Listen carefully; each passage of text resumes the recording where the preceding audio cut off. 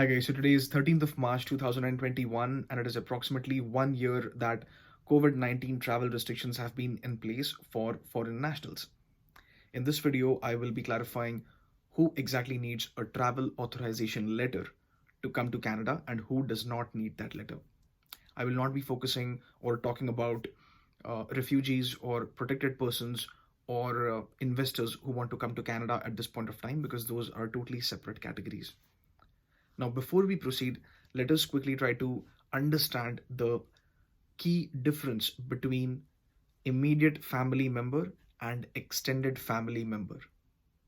So, for example, if you have a permanent resident of Canada or a Canadian citizen or a work permit holder who is working in Canada for quite some time and he or she wants to invite his or her family members to Canada, then in that case, anyone who is a spouse or a dependent child below the age of 18, or your parents, your mom, dad, or let's say if you have a minor child who is outside Canada and there is a guardian or a tutor who is taking care of that person, then in that case, that person also constitutes to be a part of an immediate family member of a PR, citizen, or a work permit holder. Now, you have to understand over here, guys, that the definition of extended family member, before I start expanding upon that, this is not applicable to someone who is inside Canada as a study permit holder or a work permit holder. When we talk about extended family members, this is mainly to do with permanent residents or Canadian citizens. That's it. So let's say if you have a PR or a Canadian citizen and he or she wants to invite his or her brother or sister, so siblings, half siblings, step siblings, these are part of extended family member category. Along with that, you can also invite your grandparents.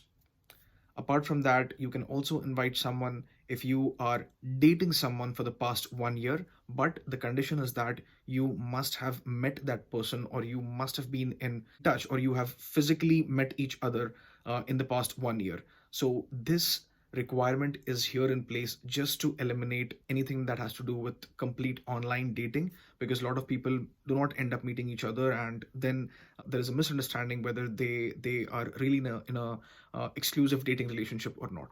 So that's why this requirement is there. So again, to summarize, anyone who is a sibling, half sibling, step sibling, your brother, sister, grandparent, or your dating partner, these people are considered to be an extended family member. And if you have a child who is not a dependent, so let's say if that person is 18 years or above, then that child is also considered to be an extended family member.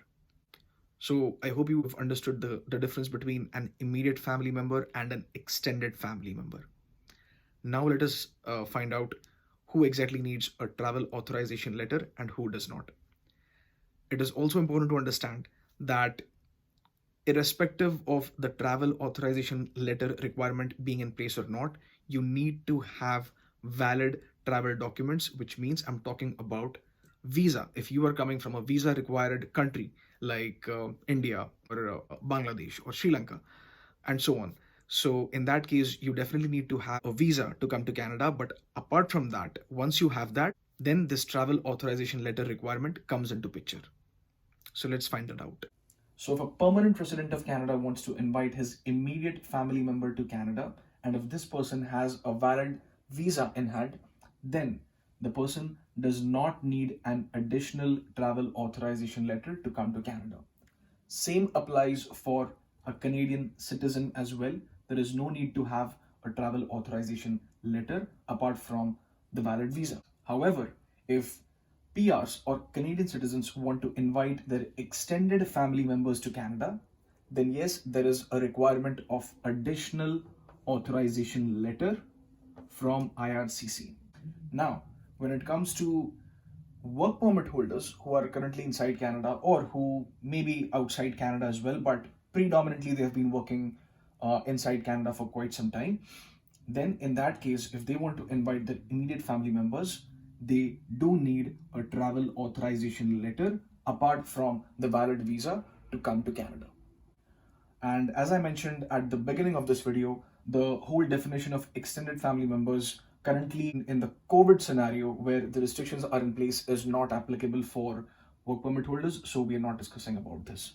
Hope it is clear who needs a travel authorization letter to come to Canada right now. Just to remind you guys, rules are constantly changing, but this is what is applicable today, that is 13th of March 2021.